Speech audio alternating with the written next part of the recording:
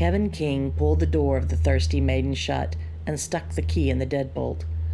Ready to lock her up, he looked through the glass in the front door and went through his mental list to make sure he hadn't forgotten anything before twisting the key. After only a few moments, Kevin was confident nothing had been left undone and locked the door.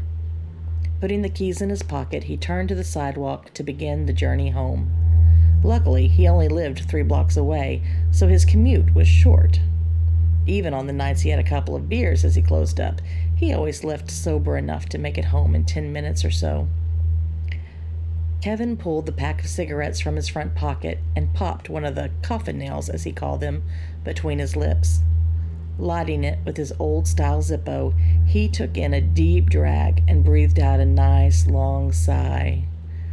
The workday, or work night in this instance done, he was looking forward to some couch time in front of the old boob tube.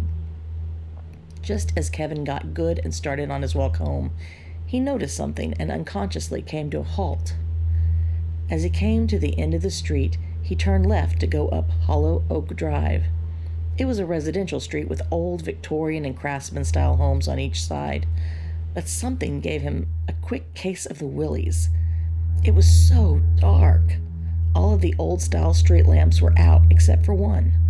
The lone street lamp, fighting against the dark of the night, was in front of Old Man Caro's house in the middle of the block.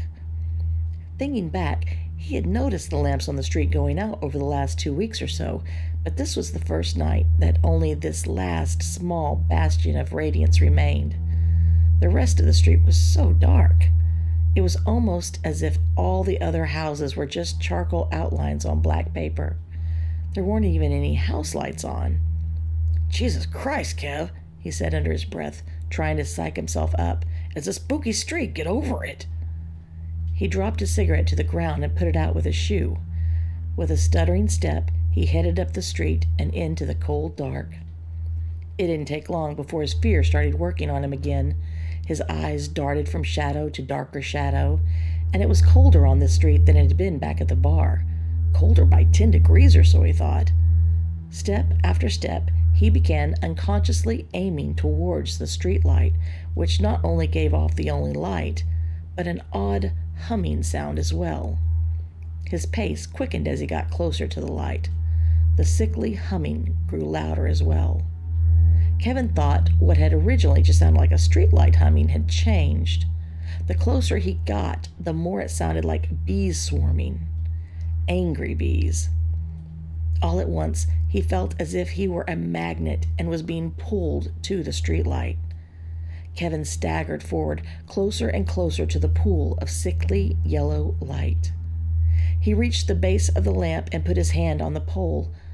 The buzz of the light above him swallowed him whole, and all other sound cut off like a wire had been snipped. He looked up at the light. Inside the glass, moths beat themselves to death against the bulb. But no, those weren't moths. Their wings were too long, too thin. Their movements too deliberate. They were things, trapped inside the glass, writhing in a pattern his mind recoiled from trying to understand. A low voice rasped from the darkness. "Don't stop them." Kevin froze. "They almost have it." The voice came again. He brought his gaze down slowly. It took several moments for his eyes to adjust back to the darkness of the street. At first, he thought he was looking at a man, but the thing standing there wasn't human anymore, if it ever had been. Its skin looked stretched and thin, barely clinging to the frame. Its eyes, dozens of them, blinked wetly across its face and neck, and it smiled with too many teeth. "I kept it burning," it hissed. "so they wouldn't come." Kevin took a step back, heart pounding in his ears, and the buzz, it was deafening now. "They're waiting," the creature said. "One light, one thread to hold them back, and when it goes out..." It trailed off, its grin widening. Kevin shook his head, backing away. He thought he could see other figures in the dark, hundreds of eyes looking at him from the shadows. He shook his head, trying to wake up, The buzz seemed to be inside his head now, pulsing and stabbing at his mind. He put his hands over his ears. The light flickered. Once. Twice. He looked up at it in horror. The things in the lamp pressed closer to the glass, wings slashing frantically. The light sputtered and finally went out. The last thing Kevin saw was the eerie street peeling open like paper, the sound of something ripping, tearing, and splitting in the night, and something enormous and endless slipping through. Then the darkness rushed forward and swallowed the world. If you made it to the end and you're still hearing that buzzing in your head, you're not alone. That was The Last Street Lamp, written by Matt Looney. We feature viewer submissions every Friday, so if you've got a creepy tale of your own, send it to us at deadtimestorieshq@gmail.com. So be sure to send a like and throw our guy Matt a comment.